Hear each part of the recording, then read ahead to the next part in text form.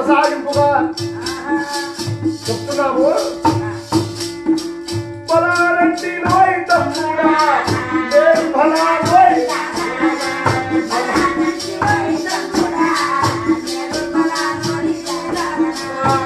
ముగ్గురు మరాఠీల కథ కొనసాగింపుగా చెప్తున్నాము. 10వ భాగం. అప్పుడు ఆ సోమూజి నాయుడిని ఆ ధనేగాంపట్నం తత్వని నాయ కొడుకులు చంపినారు. జగన్ గారు గుర్తు పోసినాక సిద్ధోనాయుడు పంపించినాడు. చిన్నాయన దొంగలు చంపిపోయినారు. అన్న తల తెచ్చుకొని అన్నని తాపం చేసి సరే అలా కొన్ని రోజులు దుఃఖంతోనే ఉన్నారు. ఉన్నాక అప్పుడు వాళ్ళు వాళ్ళ తమ్ముళ్ళు వదిలేని అన్న అమ్మనారా అన్న తింటాడు. ఎన్ని రోజులు ఇట్లా ఉంటారు దుఃఖంతో, పోయిన వాళ్ళంతా వస్తారా అని అప్పుడు ఆ మరుదులు పిలుస్తుంటే ఆ మరుదులు అమ్మా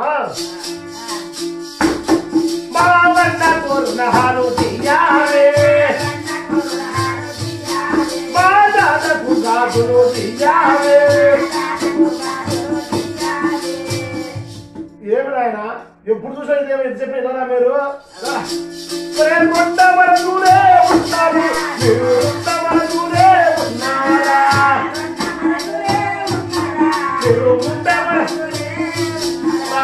వీరకు వీరా మలపారా కోటికి కోటి మలపారా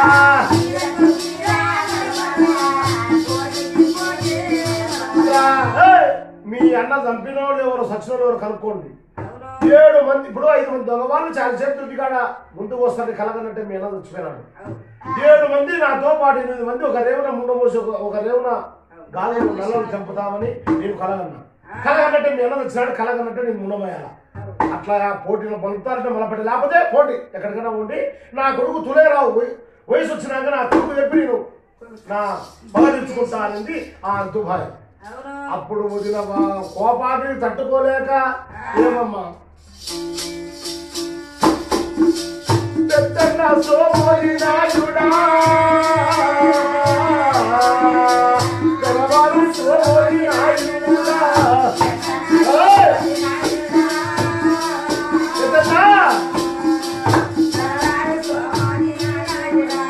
వంద కోపము వదిన కోపము వందయ్యా మేము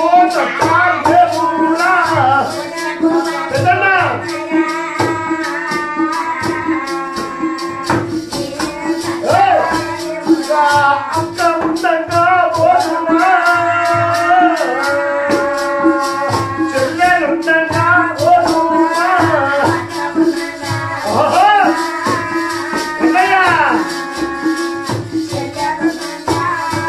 మా ఆయి భాయి ఎవడు లేరురా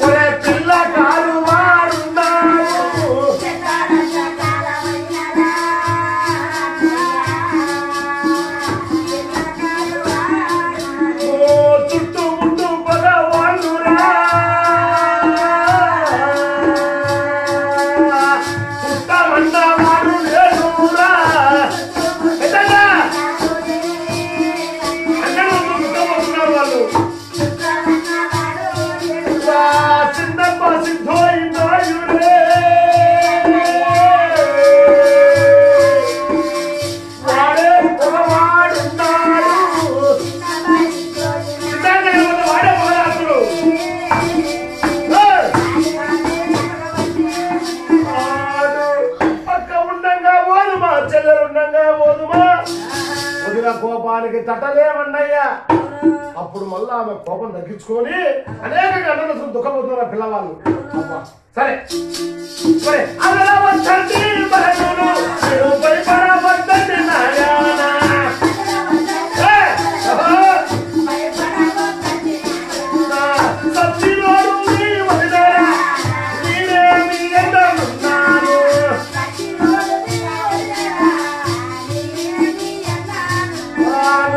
అని మళ్ళా మనలో ధైర్యం చెప్పి మళ్ళీ ఎట్టాను ఆయన చెప్తే కదా నేను మీకు నేను ఉండబోయాను మీ అన్న చంపిన చంపాలను మీరు సరే అమ్మా అట్టే చంపుతాలేమ్మా మళ్ళా మేము రాజుల పిల్లలం మరాఠీ వాళ్ళం 7 నోపు ఎట్లా నిందమ్మా సరే నాయన మళ్ళీ సరే నేనే చూపిస్తా మీరు ఈ కుక్కల సాగు ఉన్నారు కదా మీ మాలో అది వంట అన్ని తీసుకొచ్చి పదార్థాలని బియ్యం బేడలు పప్పు పన్నీ తీసుకొచ్చి మందులకు ఇచ్చి 2 పాత్రలు ఇచ్చి నాయన ఈ ఉప్పులో ఈ పప్పు ఈ బియ్యం అని చెప్తుంటే వాళ్ళు ఏదో చేసుకుంటారు ఆ ఉడకన మెడగలన్నంతోనే కాలుతున్నారు ఆ పిల్లవాళ్ళు అలా ఉడకన మెడగలన్నందుకుంటా కాలం 2 రోజులు ఉన్నాక ఒక ఆరోగ్య దినమున ఆ ఇద్దరు మరుదుల్లో ఆ సముద్రనాడు ఫిరోజ్ నాడు వదినా ఎన్ని రోజుల మీద ఉంటామమ్మా మా అన్న ఉంటే ఎక్కడ గోల్కొండ ఢిల్లీ హుబ్లీ ధారవాడు నౌకరు పోయి మమ్మల్ని పోషిస్తామని చెప్పారు పోషించమని సరే నేను ఒక్కసారి ఉంటే మాకు ఈ అన్న దిగులు ఒకటి కాబట్టి ఒక ఈయన ఉంటే మా సభ్యులు ఎవరు సంపించిన తెలియదు కదమ్మా మన రాజ్యం పోతామమ్మా అన్నారు ఎక్కడ పోతారు ఆయన మీ అన్న ఉన్న కాంచి పక్క పల్లె కూడా పోయారు కానీ పోతామమ్మా ధైర్యం అదే వస్తుంది కానీ సరేనా పోయిన ఆడిపోతారు పక్కన లింగువంతి ఆ రాజులు మంచి వాళ్ళు ఆడిపోతామమ్మా సరే ఆ లింగువంతి అనేది నీ రోజు ఈ రోజు దేవోజీ నలుగురు ధోరణి మంచి వాళ్ళమ్మ మన ఆరాధనకి కాపాడే వాళ్ళు సరే నేను పోయిరాండి అని అప్పుడు జాగ్రత్తలైనా సరేలేమ్మా అని అప్పుడు ఏదన్నా చిన్న ప్రమాదం వచ్చినా కూడా రండి నాయనని చెప్పి వదిన ధైర్యం చెప్పి మొదలులోకి ఆయన అంతపురం వెళ్ళిపోయింది అప్పుడు ఆ ఇద్దరు పిల్లవాళ్ళు పోయేట ఆయన ఓ రోజు మంచి రోజు చూసుకున్నారు చిన్నవాడు అన్న సమాధి కాడి వాడు పీరోజు నాయుడు అన్న చంపిన వాళ్ళు ఎవరు చంపించిన వాళ్ళు ఎవరు తెలిస్తే నీ సమాధికి అంతా పూజ పురస్కారం బాగా చేస్తానా అని ముక్కున్నాడు అన్నది చంపిన వాళ్ళు ఎవరు చంపించిన వాళ్ళు ఎవరు తెలుసా మాకు మేము ఏదో లింగం దిగిపోతున్నాం అని ఆ చిన్నోడు ఫిరోజ్ నాయుడు ముక్కున్నాడు నటిపోడు సొమ్మున్నాడు ఖండేరాయుడు కొనకి ఎవరు ముక్కున్నాడు స్వామి మా కుల 6 మరాఠీలకు కులదైవం ఖండేరాయుడా ఖండేరాయుడు అంటే పరమశివుడు మాకు నీవు నీకు మందికి పోతాడు చంపిన వాళ్ళు ఎవరు చంపించిన వాళ్ళు ఎవరు తెలిస్తే నీ కొండకు ముక్కోడికి వస్తా స్వామి అని ముక్కున్నారు ఇద్దరు అన్నము ముక్కోని ఏ విధంగా వాళ్ళు ఇంకొద్దికి వస్తున్నారు ఇద్దరు పిల్లవాళ్ళు అప్పుడు ఆ కుక్కలకు బాగా శిలోమాన్ కొట్టు తిరిగి పప్పు రొట్టె పాలన్నం బాగా కడుపున పెట్టి ఆ పిల్లవాళ్ళు పప్పు రొట్టె పాలన్నం తిని ఆ గురాలకు బాగా దానా పెట్టి కుర్తి పెట్టి అత్తర కళ్ళం గోడు కళ్ళం జిన్ కళ్ళం అన్ని వేసి వీళ్ళ నమ్ములు తేగా కత్తులు మాయా కత్తులు పటా కత్తులు అన్ని కత్తులు తీసుకొని ఆ ఇద్దరు పిల్లవాళ్ళు ఇద్దరు పిల్లవాళ్ళు గ్రహాలు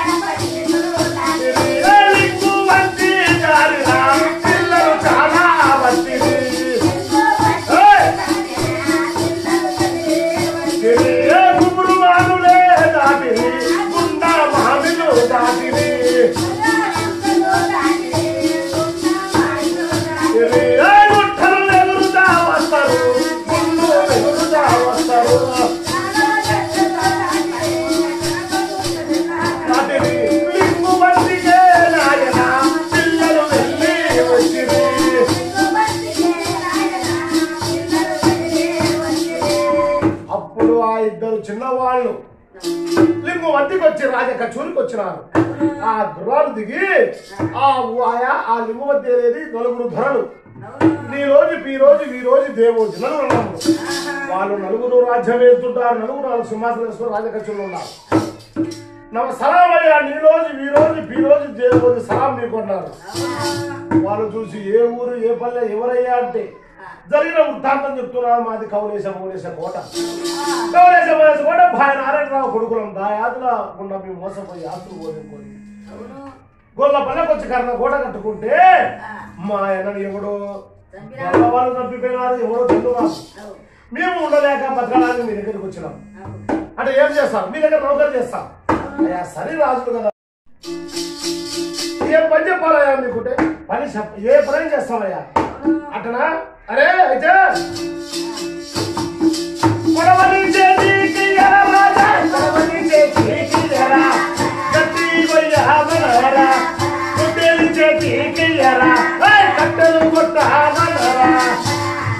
అయ్యా కోడేలు చేతికిచ్చే గడ్డికి పోయమంటాడు. గడ్డికి వచ్చి కట్ట మస్తు చేతగాలు. అలాంటి పనులు మీకు ఎలా చెప్పుతామయ్యా మేము? ఆ పని చెప్పరా? అయితే చూడు, భగవాని పేరు చెప్పరా రాజా, భగవాని పేరు చెప్పరా, తెల్లవారే సరికి వాటి తలారెక్కము నీ చేతులో పెడతాము.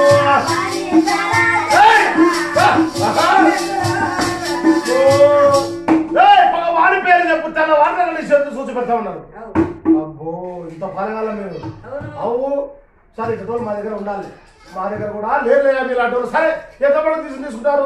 ఏదో నెలకు ఒక 10,000 వరాది సరే ఎంతో కొంత జీతం ఎన్ని రోజులు చేస్తాం మాకు ఓదుకున్నారు. మీరు మమ్మల్ని బాగా సూచనలు చేస్తాం. సరే ఇంత జీతం ఎంతో కొంత జీతం మాట్లాడుకొని మళ్ళీ ఎక్కడ ఉండవటం మేము మాకు మాకు అన్నము నిద్ర ఇక్కడనే మా దగ్గరే ఉండండి. రాజకచ్చులు మాతో పాటే ఉండండి. దీన్ని తినండి, ఇన్ని వండుకొని ఇన్నే దిగుదామన్నా అన్నం లెక్క ఉన్నామన్నా. సరే అని వాళ్ళు అలా ఉండగా అయ్యా అప్పుడు ఆ పిల్లలు లింగు వద్దకు వచ్చిన సంగతి ఎవరు తెలిసింది? పట్టేది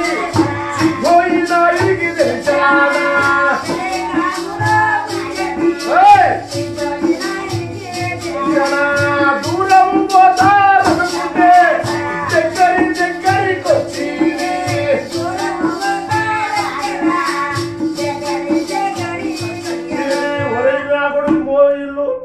సరే ఆ రాజ్యం కొనగొడితే పోతర్లే కోట కొనగొడితే కౌలేశ అనుకుంటే నా గొల్లపల్ల నా రాజ్యం నా ఇలాఖలోకి వచ్చి నా సామంత రాజ్యంలోకి వచ్చి కర్ణకోట కట్టింది దౌర్జన్యం.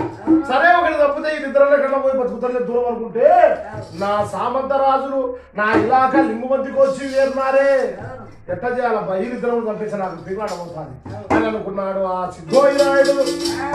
అయ్యా అలా అనుకోని ఓ రోజు పడపడ ఒక తెల్లటి కాగితం నల్లని కాంద్రం చేత పట్టుకొని ఏమయ్యా లింగు వంతి రాజులా ఈ రోజు దేవోజి మీ లింగు వంతికి వచ్చిన మా అన్న కొడుకులు కర్ర కట్టి రాజులు పీరోజు నాయుడు సమంజి నాయుడు ఇద్దరు.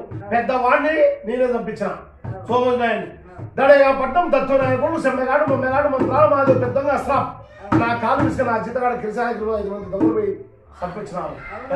పెద్దోడు సోమోజు నాయుడు. వీళ్ళిద్దరు ఎక్కడో దూరం పోతారంటే దగ్గరికి వచ్చారు. వీళ్ళిద్దరు కూడా మీరు ప్రాణాలతో ఎనికి రెక్కలు కట్టి బంధించినా సరే 2 తలగాలు ఉత్తరించి పంపించినా సరే మీకు 20 లక్షల బహుమాన ఖజానా పంపిస్తాను అని అప్పుడు ఏం చేశాడు? ఆ కాగితాన్ని వాడి తలారాముడికి ఇచ్చినాడు. అరే తలారాముడు ఈ కాగితం జాబు తీసుకుపోయి 2 మంది రాజులకు అప్పచెప్పరా అన్నాడు. సరే అని వాడు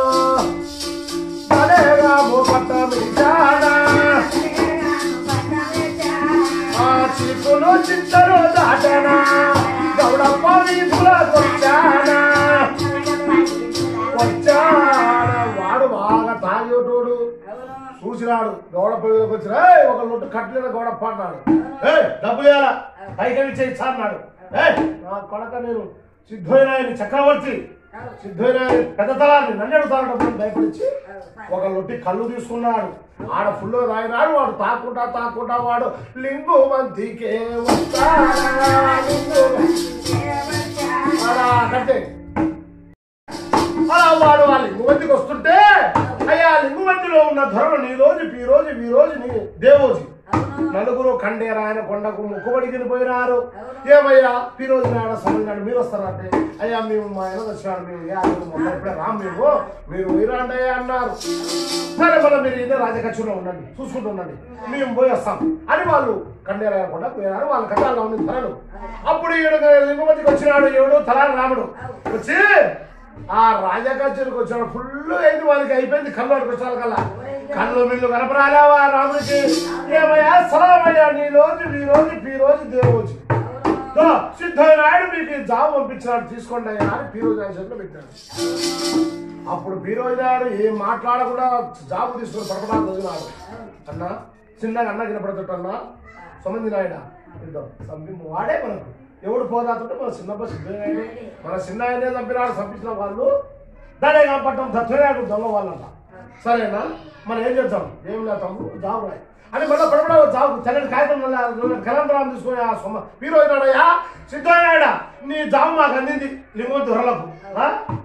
నువ్వు ఆ పైకం పంపించి ఒక 1,00,000 దండు తీసుకొని ఆడికి రా, మా ఊరి ముందరకు వచ్చి దిగు, మిమ్మల్ని వాళ్ళని మేము ఎనికి రెక్కలు కట్టి బంధించి మీకు అప్పచెప్తాం, నువ్వు ఆ పైకం ఇచ్చి తీసుకోపోయా మీ ఎల్ల కొడుకుని అన్నా. అంటాడా సరే అడ్డా కానీ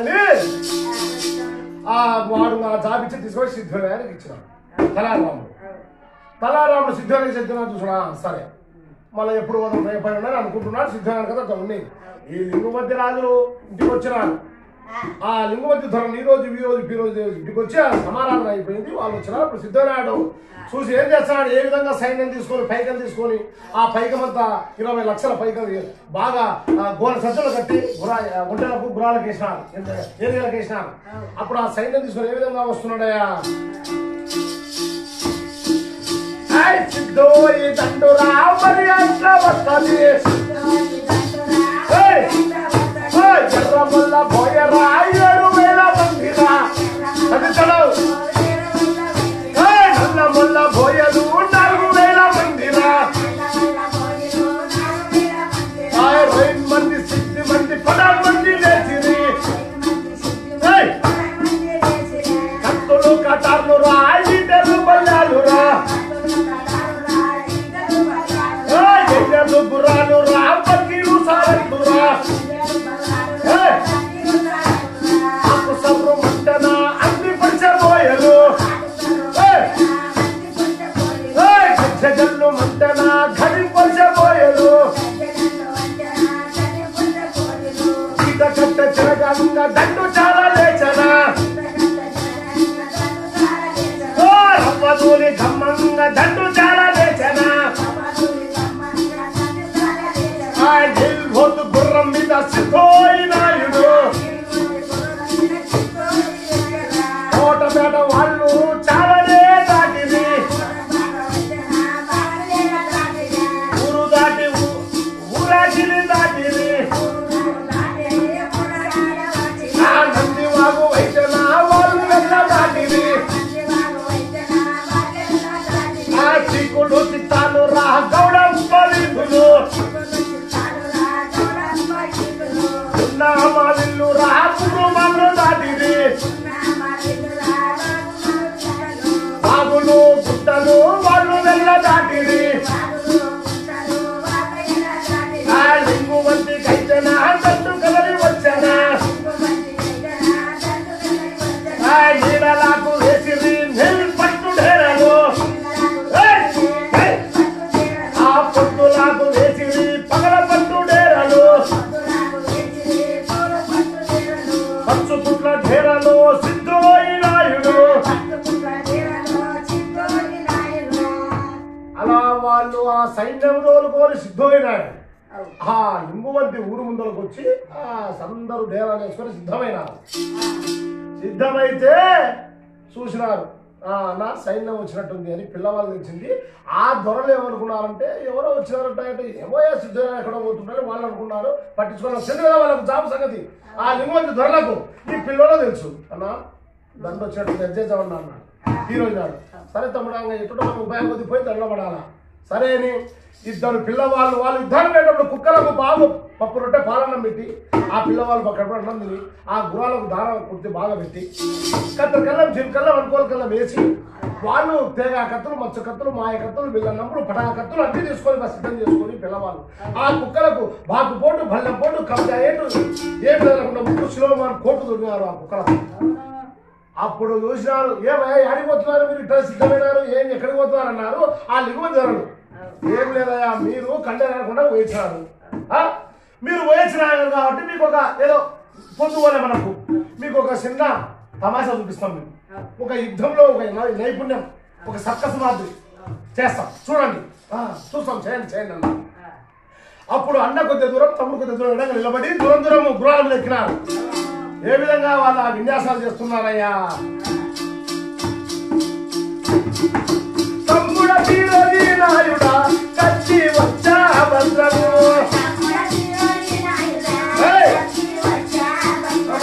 చెట్టబాలనే నాయన పరిచేత వచ్చేనా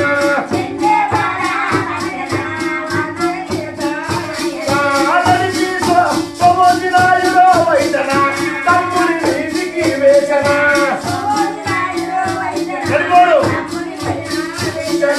వచ్చే కచ్చిని నాయన తిరోజు చాలా ఉంచనా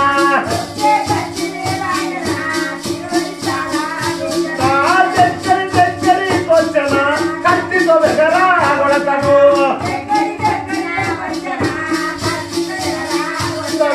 వన్న సమంతి రాజు కచ్చి వచ్చా భద్రము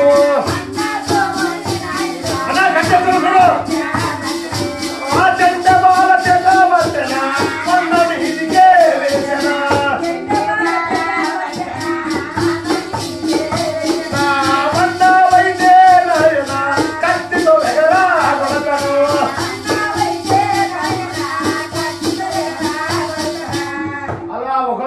కత్తులు వేసుకుంటారు దగ్గరికి రాల్చే చెంగుమ దగ్గర ఉంటుంది.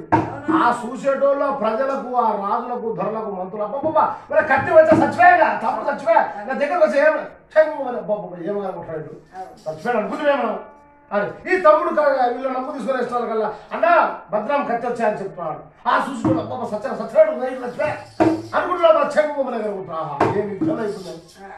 బాగుంది. ఈ కుక్కలు చూసినాయి ఇల్లు కూడా ఇల్లు ఏం మనుషులు రా మాకంతా సిద్ధం చేసినారు యుద్ధానికని.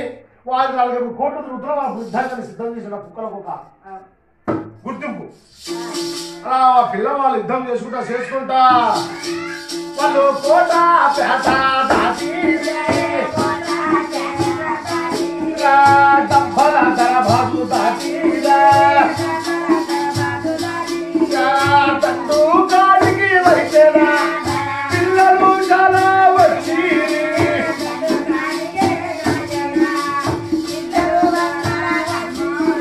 అలా చేసుకుంటా ఊరు బయటకు వచ్చి దండు కాడికి వచ్చారు. ఏమన్నా కానీ ఇంకా బాగా ఇంకా ఈ పిల్లవాళ్ళు ఏ విధంగా యుద్ధం చేస్తున్నారా దండు లోపల ఆ కుక్కలు ఆ గుర్రాలు ఆ పిల్లవాళ్ళు ముగ్గురు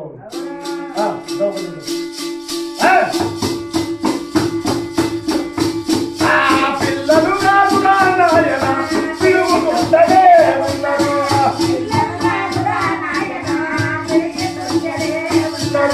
కుక్కలు కాదు నాయన కులైతి దైవాలున్నవి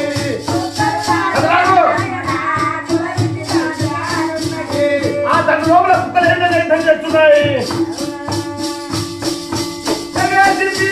కొడుకురా పడేసి కొడుకురా విదేశీ పడేసి ఆ కుక్కలు ఇట్లా పోతేనా గురాలు ఎట్లా పోతుంది.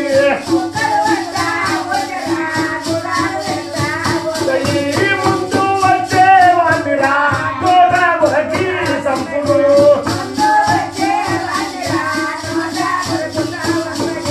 వెనక వచ్చేవాడిరా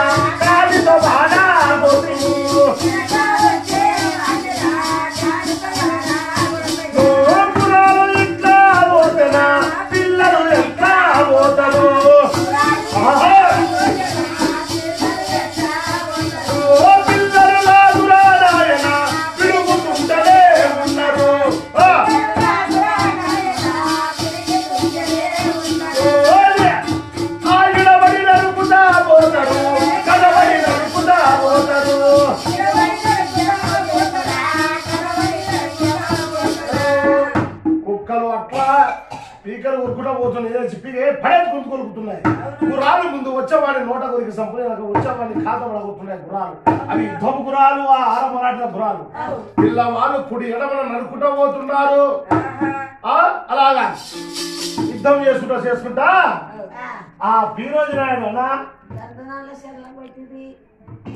నడిపేనా మన చిన్నప్పటి 50 పేర్లు ఉంటాడు అంత పచ్చుకుంటే ఉండేది అని పీరోజు నాయుడు అన్నా నేను అట్ట పోతాను జాగ్రత్త అన్నాడు ఆ పక్క సిద్ధంగా తిన్నాడు పీరోజు నాయుడు వాడు పట్టమంతా పాంపు లేపుతుండి తీసుకొని ఎల్లగిద్దరు పడుకున్నాడు చిన్నప్ప సిద్ధనాయుడు వేసి వాడు గుణాపై ఏంద్ర అట్ట కేకలు అట్ట శబ్దాలు పడుతున్నాయంటే సచివుని పాసులో మీ ఎన్నకొడుకు వచ్చా పీరోజు నాయుడు చూసి బయటకు చూస్తే అబ్బో సస్తలు నా కొడుకు వచ్చే దగ్గరకు వచ్చాడే అని ఒరే గుర్రము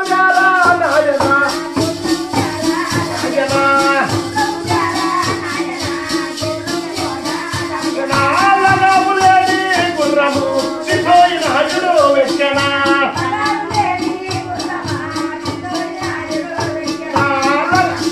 అప్పుడు ఆ సిద్ధమైనాడు ఎప్పుడు గుర్రం లగాం జీవితాలు ఏమైనా గుర్రం ఎక్కి పోతుంటే చూసినాడు అంత పాయ అన్నా నేను మన చిన్నప్ప సిద్ధంగా పోతాం జాగ్రత్త అని చెప్పి ఆ చిన్నప్ప సిద్ధాన్ని ఏ విధంగా ఎంత పడుతున్నాడు ఆ పీరోజు నాయుడు చిన్నప్ప ఎంబడి వైతనా పీరోజు చాలా వాడనా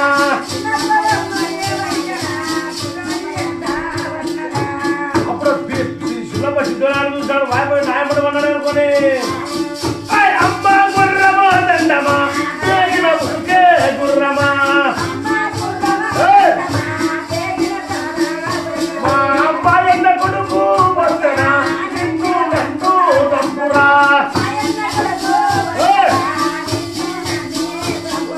బేగిన ఉరికే గుర్రమా మా అమ్మ ఉరికే గుర్రమా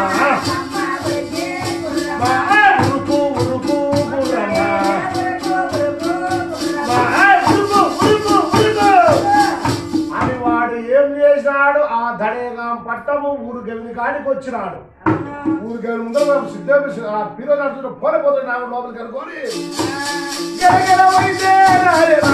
చాలా కట్టి తిప్పెనా కట్టి వైతే నాయన చిన్నోయి వీధికి వేసనా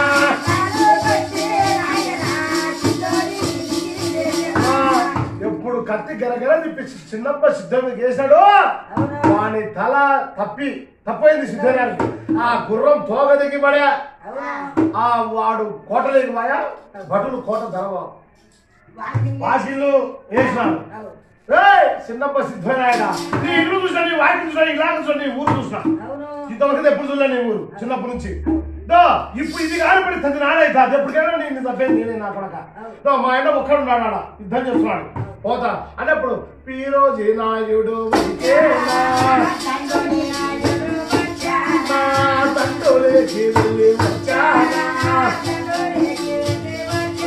అన్న ఈ కూలికి వచ్చిన వాళ్ళని రోజు కూలి ఎందుకు చంపాలన్నా ఈ బాగా సైన్యం అని సైన్యం అంతా చెల్లా చెదురైపోయింది అసలు మనం తప్పించుకోపోయాడు చేద్దామా చూసినా వాడిని ఊరు చూసినా వాడిని ఇలాగ చూసినా ఎప్పటికైనా వాడు మన సెలవు నచ్చాలి అని అప్పుడు ఆ ధనము తీసుకొని 20 లక్షల పైకం తీసుకొని అన్న నువ్వు ఉండు అని ఇద్దరు తమ్ముళ్ళు ఇద్దరు అన్నదమ్ములు ఆ ధనం తీసుకొని ముందుకిచ్చి వచ్చిన అక్కడికి